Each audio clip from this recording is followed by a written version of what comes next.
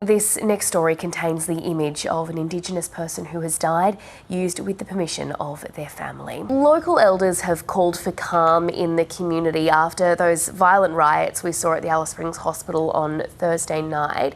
How has that call been received? Mel, authorities say that the local community has heeded this call, with Alice Springs remaining relatively calm overnight. Police say that they weren't called to any significant incidents and that their officers are continuing to accompany ambulance paramedics to jobs around town.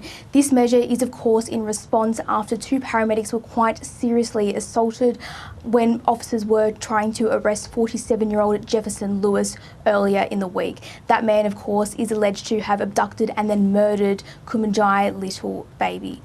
Now, we did see those quite violent riots erupt outside the Alice Springs Hospital on Thursday night in response to the arrest of Mr. Lewis. Police say two of their own officers were also quite seriously injured during those attacks. One of those officers did require stitches to his head. Police say during those riots they were forced to deploy tear gas and rubber bullets to help subdue the crowds. Apparently there were about hundreds of people there. Some were seen pelting rocks towards officers and others were seen destroying police cars. Now, Mr. Lewis has since been evacuated to Darwin for his own protection and safety, where he remains in custody in an undisclosed location. Police say they're expecting to charge him tomorrow.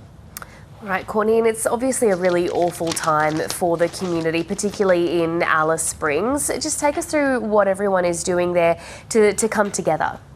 Yeah, Mel, well, the grief is still overpouring in Alice Springs. Today marks exactly 1 week since Kumanjayi Little Baby was last seen at the Old Timers Aboriginal Town Camp, which sits on the southern side of Alice Springs. It's also now been 3 days since her body was discovered. So much of that community is engaging in sorry business, which is a traditional term to help Indigenous people grieve and mourn through the loss of a loved one.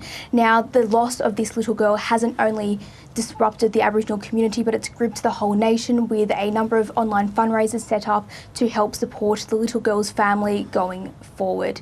Now, there's lots of disruptions in place for the local community in respect for the little girl and her family. A number of local sports have been cancelled, and rapper Baker Boy was also set to perform in Central Australia tonight, but he has since announced that he's postponed his performance in respect for the little girl. There are also a number of alcohol takeaway restrictions that remain in place as this community continues to work forward from this distressing time.